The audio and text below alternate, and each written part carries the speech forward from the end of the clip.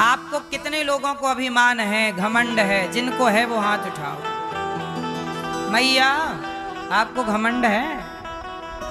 नहीं, आपको नहीं?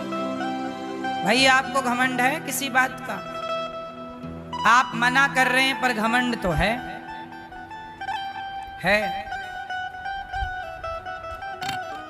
चार पैसे आप कमा लो, आपके घर में गाड़ी आ जाए, घर भर बन जाए, फिर देखो आप ऐसे ऐसे चलते। हमारे पास ये है, वो है, ये है। हमारी मैयाओं के पास हार आ जाए, फिर देखो हार हार। सबको मेरे पास ये, मेरे पास ये।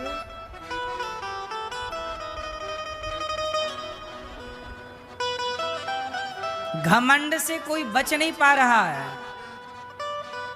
और घमंड आपको, भैया ये बताओ, आप कुछ लोग घमंड ये भी करते हैं। मैया आप कितने लोगों का पेट भरती हो? चश्मा वाली मैया, आप कितने लोगों का पेट भरती हो? मैया आप कितने लोगों का पेट भरते हैं? भैया जी आप दो लोगों का। आप कितने लोगों का पेट भरते हैं? 5। और आपके बगल वाले 6। और आप कितने लोगों का हैं? 12 मेंबर हैं। 12 फैमिली, 12 बच्चे हैं आपके हैं? अच्छा, सब मिला के टोटल नहीं होते, पहले 12 भी होते थे, इसमें क्या है? तो 12 लोगों का पेट भरते हैं ये। आप कितने लोगों का पेट भरते हैं दादाजी? आप 5। आप कितने लोगों का? 2 लोगों का। मैया आप कितने लोगों का पेट भरती हो? 2। अब देखो, आप लोग कहते हैं कि हमारे पास घमंड नहीं है। अरे ये भी तो एक घमंड है कि हम इतने लोगों का पेट भरते हैं। ये भी तो एक एटीट्यूड है, अभिमान है कि हम इतने लोगों का पेट, 5 लोगों का, 2 लोगों का, 10 लोगों का, 4 लोगों का। सच बताओ, आप पेट भरते हैं कि भगवान पेट भरते हैं? भर रहे हैं सबका पेट भगवान, पर हम लोग घुसे जा रहे हैं। नहीं नहीं, हम कर रहे हैं, हम कर रहे हैं, हम इसलिए आप अपने को दूर खड़ा क्यों नहीं कर लेते? हे प्रभु, सब आप कर रहे हैं, हम कुछ भी नहीं करते। यदि हम कुछ करते हैं तो ये भाव रखो कि हम नहीं कर रहे, भगवान हमसे ये काम करवा रहे हैं। हम क्यों ये अभिमान लेके घूमे कि हम कर रहे? हम नहीं थे तो भी कोई भूखा नहीं था, हम हैं तो भी कोई भूखा नहीं है, और हम नहीं रहेंगे तो भी कोई भूखा थोड़ी मर जाएगा। पालनहार भगवान ही हैं, हम कभी किसी के पालनहार, कोई कहे कि मैं पालनहार हूं, इससे बड़ा झूठ नहीं हो सकता। तो बताओ, आप लोग यदि ये भी अभिमान लिए बैठे हैं कि मैं इतने लोगों का पेट भरती हूं या भरता हूं, ये भी घमंड त्याग देना चाहिए। और यहां ये भाव रखना चाहिए, हम नहीं, भगवान कर रहे हैं। मैया आपके कितने बच्चे हैं? 2। मैया आपके बच्चे हैं ना? कंफर्म है?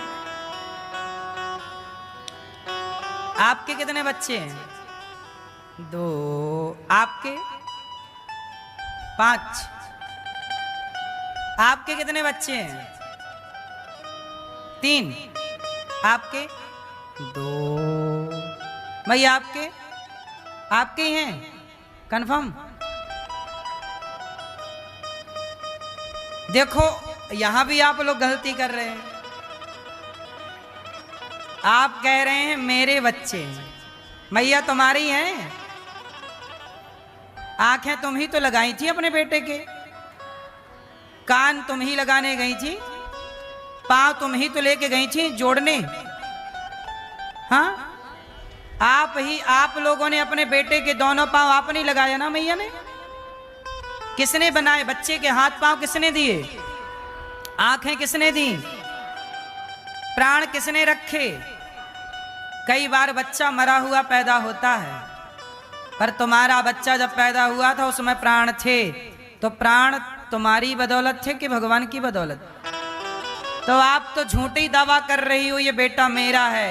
एक्चुअली बेटा बेटी तुम्हारे नहीं होते, तुम झूठ कहते हो मेरे हैं, वो भगवान के ही हैं, ईश्वर का दिया है, लेकिन आप दावा ठोक देते हैं मेरा। इस घमंड से नीचे उतरो कि ये बेटा मेरा है। इस घमंड से नीचे उतरो कि हम किसी का पेट भर रहे हैं। इस घमंड से नीचे उतरो कि हम कुछ कर रहे हैं। हम तो कुम्हार की माटी हैं और हमारा कुम्हार परमात्मा है। कुम्हार उस माटी का चाहे घड़ा बनाए, चाहे चिलम बनाए, चाहे कुछ भी बनाए, खिलौना बनाए, मूर्ति बनाए। माटी की मूर्ति बनाएगा तो मंदिर में बैठ के पूजेगी, माटी का चिलम बना देगा तो वो जलेगी जलाएगी।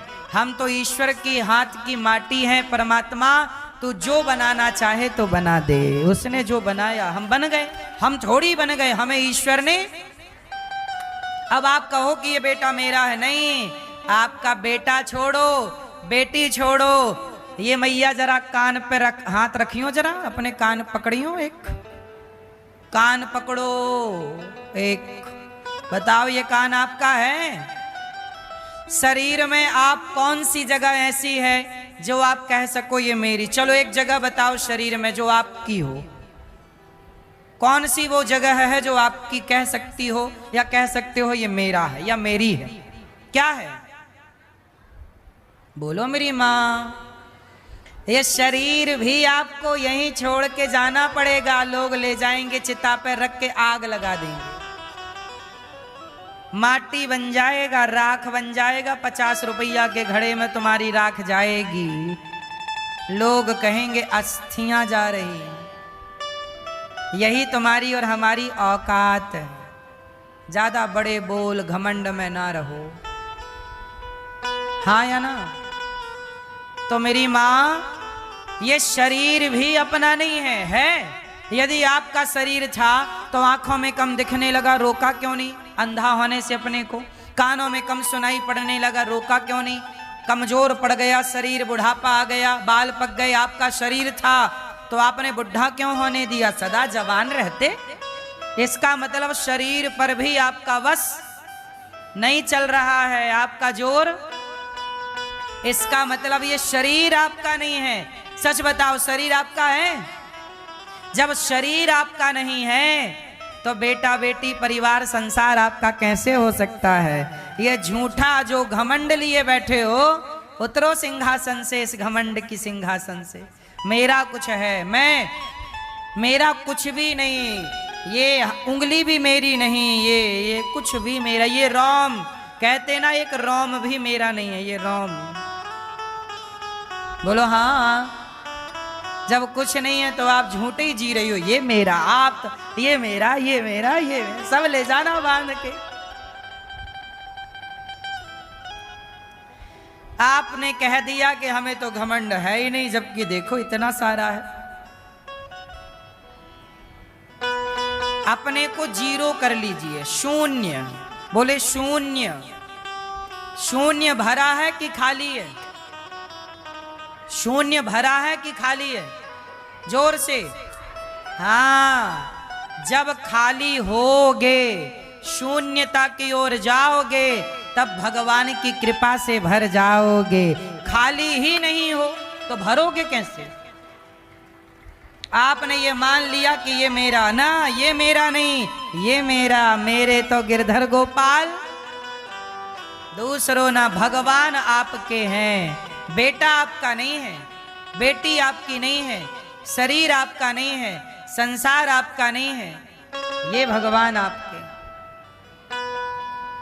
जो आपका है आप उसे अपना मानते नहीं, जो आपका है ही नहीं उसके पीछे भागते, आप रोते मरते रहते हैं। ये मेरा, ये मेरा, ये। हाँ,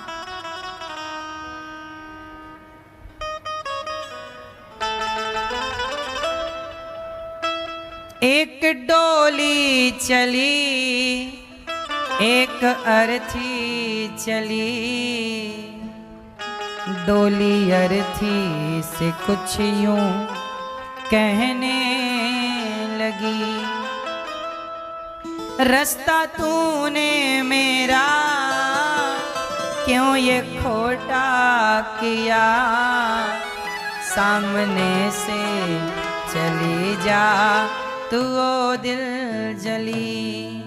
देखो जब घमंड आता है तो व्यक्ति किस हद तक गिर जाता है। आदमी घमंड जब आता है तो लोगों का अपमान करने लग जाता है, तिरस्कार करने लग जाता है, छोटा समझने लगता है कि तुम तो छोटे हो। मेरी माँ, भगवान कभी अभिमान को स्वीकार नहीं करते, इसलिए आप अभिमान से शून्य हो जाओ और जीरो कर दो अपने अभिमान को, और जब शून्य बन जाओगे, खाली हो जाओगे, तो भगवान आपकी कीमत बढ़ा देंगे। शून्य की कोई कीमत नहीं होती, पर जब शून्य के साथ गिनती खड़ी हो जाती है, अंक खड़ा हो जाता है एक, तो वही शून्य 10 हो जाता है। जब शून्य के आगे एक संख्या खड़ी हो जाती है तो क्या बन जाता है? शून्य की कोई वैल्यू नहीं होती, पर संख्या से जुड़ते ही वो 10 गुना हो जाता है। ऐसे आपकी कोई कीमत नहीं, पर जब भगवान से जुड़ जाओगे तब आप 10 गुना, 100 गुना, 1000 गुना हो जाओगे। मीराबाई भगवान से जुड़ गई तो करोड़ों गुना हो गई। आज तक मीरा को लोग याद करते हैं। धन पाने वाले को भूल गए लोग, पर मीरा को भुला ना पाओगे। इसलिए मेरी माँ, भगवान को पाना है, केंद्र में ईश्वर हो, अभिमान ना हो। जो मिल रहा है और झुक जाओ।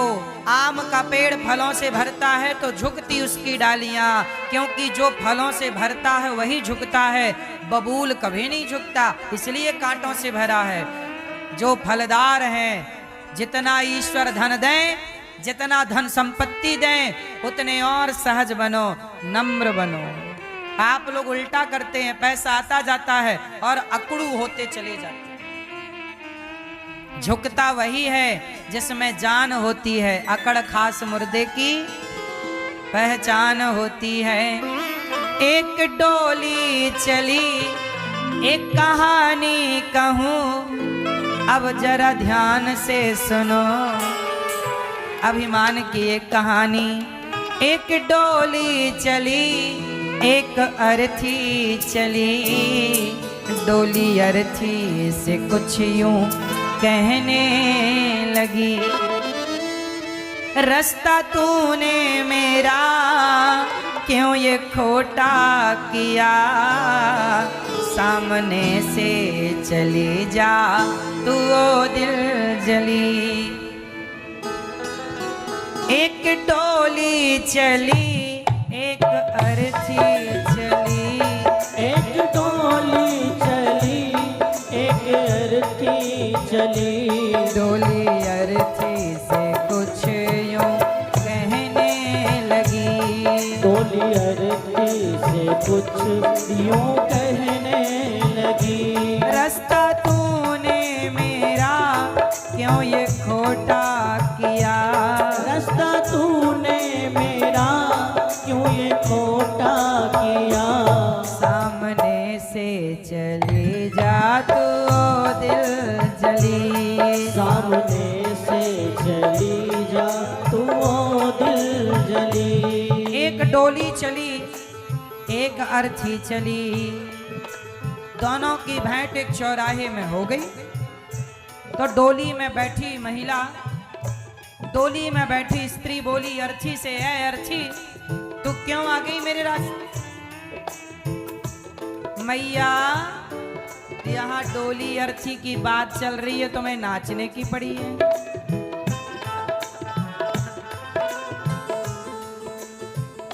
डोली बोली अर्थी हट जा मेरे रास्ते से।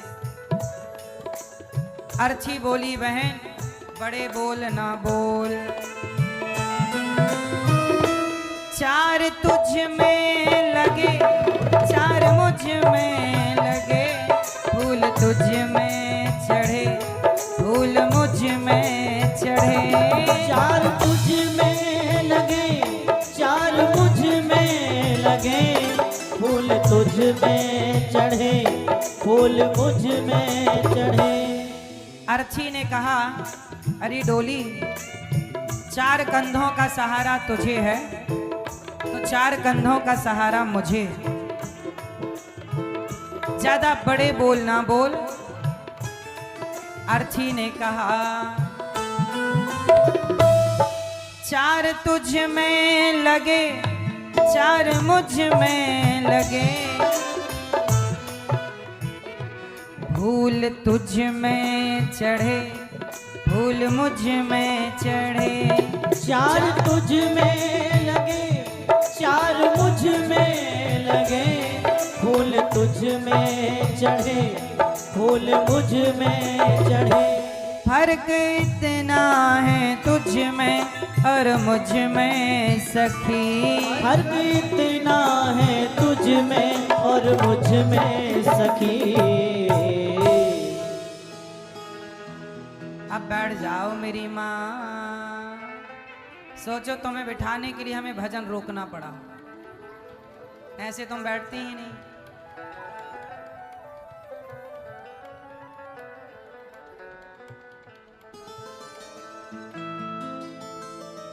सुनो, डोली और अर्ची की भेंट हुई तो डोली ने कहा, बहन हट जा। अर्ची ने कहा, फर्क इतना है तुझ में और मुझ में सखी, तू विदा हो चली मैं अलविदा हो चली, तू विदा हो चली मैं अलविदा हो चली। तू विदा होकर जा रही है और मैं अलविदा। अर्थी बोली, बहन मांग तेरी भरी, मांग मेरी भरी, चूड़ी तेरी हरी, चूड़ी मेरी हरी। मांग तेरी भरी, मांग मेरी भरी, चूड़ी तेरी हरी, चूड़ी मेरी हरी। अच्छा ये बताओ, सुहागन स्त्री जब मरती है तो 16 श्रृंगार उसका भी होता है, तो इसलिए डोली और अर्ची का जो संवाद है, बात है, डोली अभिमान वश कह रही है कि तू चली जा मेरे रास्ते से। अर्ची ने कहा, बहन जैसे आज तू डोली पर बैठकर जा रही है, मैं भी कभी डोली पर बैठकर गई, लेकिन आज मैं अर्थी पर जा रही हूँ, तुझे भी एक दिन अर्थी पर चलना पड़ेगा। इसलिए बहन किसी पद का, किसी प्रतिष्ठा का घमंड ना करना, क्योंकि सदा के लिए ना पद है ना प्रतिष्ठा, ना तेरी डोली सदा रहेगी ना तेरा जीवन सदा रहेगा। अर्ची बोली, मांग तेरी भरी, मांग मेरी भरी, चूड़ी तेरी हरी, चूड़ी मेरी हरी। मांग तेरी भरी, मांग मेरी भरी, चूड़ी तेरी हरी, चूड़ी मेरी हरी। फर्क इतना है तुझ में और मुझ में सखी, फर्क इतना है तुझ में और मुझ में सखी। तू जहाँ मैं चली, मैं जहाँ से चली, तू जहाँ मैं चली, मैं जहाँ से चली। तू घर बसाने चली, मैं घर बसा के चली, तू घर बसाने चली, मैं घर बसा के चली। तू जहाँ मैं चली, मैं जहाँ से चली। अर्ची ने कहा, डोली बड़े बोल ना बोल। अर्ची को समझ, डोली को समझ में आ गया और दोनों अपने अपने रास्ते चले गए। आपको बस ये बताना है कि किसी भी चीज का घमंड ना करो। पैसे मिल जाएं तो घमंड करने के लिए नहीं, समाज की सेवा करने के लिए मिल, हम किसी के काम आ जाएं बस। ज्यादा पैसा कमाया करो इसलिए कि आप शायद उस पैसे से किसी के काम आ जाओ, किसी की भूख मिटाने के काम आप आ सकते हैं, किसी बेटी का ब्याह आप करा सकते हैं, किसी का इलाज आप करवा सकते हैं, तो आप काम तो आ ही सकते हो ना किसी के। आप किसी बेसहारा माँ का सहारा बनने के काम आ जाओ, किसी बच्चे को पढ़ाने लिखाने के काम आ जाओ। पैसा होगा तो आप काम बहुत आ सकते हैं, पैसा नहीं होगा तो केवल शारीरिक सहयोग आप कर सकते हैं। तो शारीरिक सहयोग करिए, वो भी सेवा है, ठीक बात है।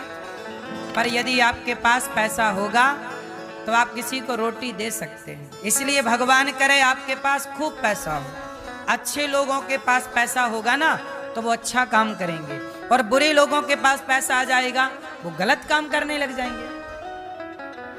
मेरे पास पैसा आएगा, मैं बच्चों को स्कूल खोल दूंगा, खूब पढ़ो, हॉस्पिटल खोल दूंगा, और किसी गलत के हाथ में पैसा आ जाता है वो क्लब खोल लेता है, वो शराब का ठेका खोल लेता है, वो गुटखा बनाने की फैक्ट्री खोल लेता है। चलो गुटखा, हाँ या ना भाई, पैसा सब कुछ कराता है। माँ पैसा तो देखो, गुटखा की कंपनी, गुटखा बनाने वाले को भी पैसा चाहिए, शराब बेचने वाला भी पैसा कमा रहा है, पैसा खर्च कर रहा है शराब बनवाने में, क्लब खोल रहे हैं लोग, उसमें भी पैसा लगता है। लेकिन ये दास चाहता है अनिरुद्ध के पैसे का सदुपयोग हो। गौरी गोपाल में आपको पैसे का दुरुपयोग दिखा कि सदुपयोग दिखा? क्या क्या सदुपयोग देखा आप लोगों ने? यहां संतों की सेवा होती है, भोजन मिलता है संतों को भरपेट। आप भी अपनी बेटी बेटे का जन्मदिन आए तो संतों की सेवा करवाइए और संतों को भरपेट भोजन बंटवाइए।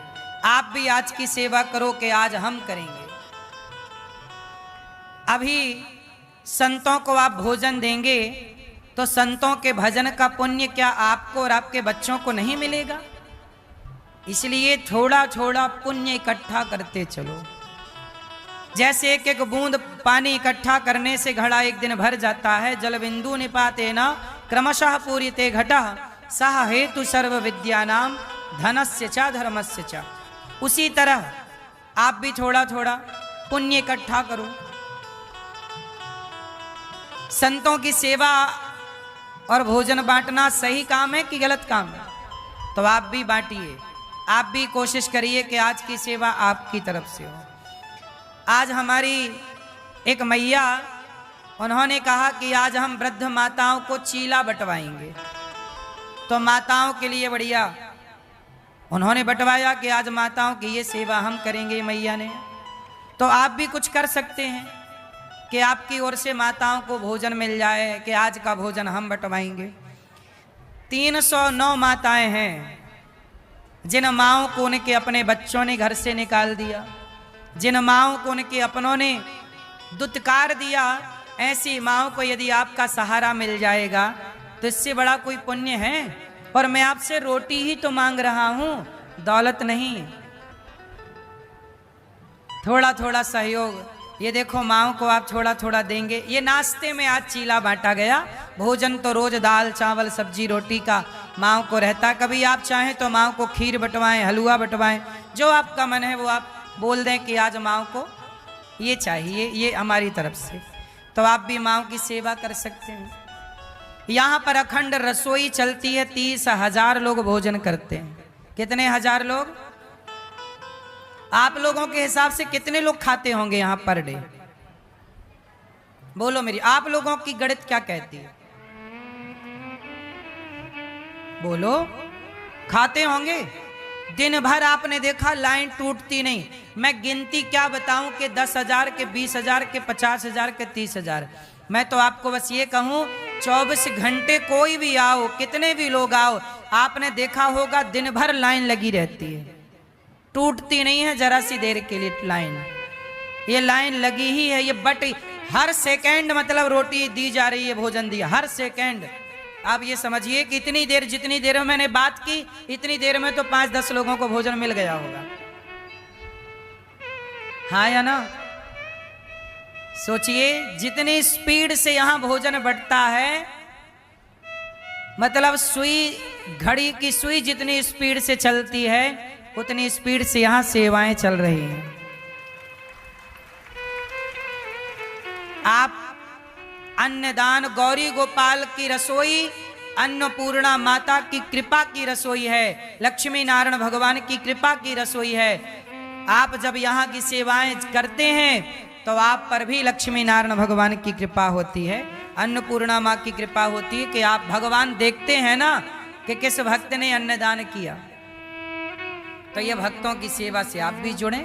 एक दिन की संपूर्ण रसोई आप बंटवाना चाहें तो अवश्य बंटवाइएगा। हमारी मैया ने बंटवाया तो आप भी बंटवाइएगा कि आज का रसोई भोजन संतों की सेवा हम करेंगे। यहाँ विद्यार्थी पढ़ते हैं 150। अब आज के जमाने में कौन किसे फ्री में पढ़वा रहा है भाई, लेकिन गौरी गोपाल में ये दास अनिरुद्ध आप लोगों से भिक्षा मांग मांग कर 150 बच्चों का रहना, खाना, पढ़ना, लिखना फ्री। फिर भी कुछ लोग देखिए मुझे गालियां देते हैं, अपमानित करते हैं। तो सेवा करने के बावजूद भी, दुनिया के अपमान को सहकर भी, चुप रहकर भी ये दास काम करता है। आप सबका सहयोग और आशीर्वाद है। मुझे लगता है कि मैं मरने से पहले समाज के हर वो अच्छे काम कर लूं जिस काम को करने के लिए शायद भगवान ने मुझे इस धरती पर भेजा है। मैं मर तो जाऊंगा ही एक दिन। देखो शेर मरता है ना तो मरने के बाद उसका चमड़ा काम आता है, खाल, शेर की खाल।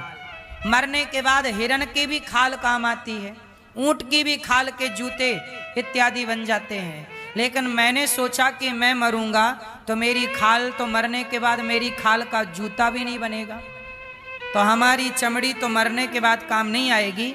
हम जीते जी ही किसी के काम आ सकते हैं। तो आओ जीते जी किसी के काम आते हैं।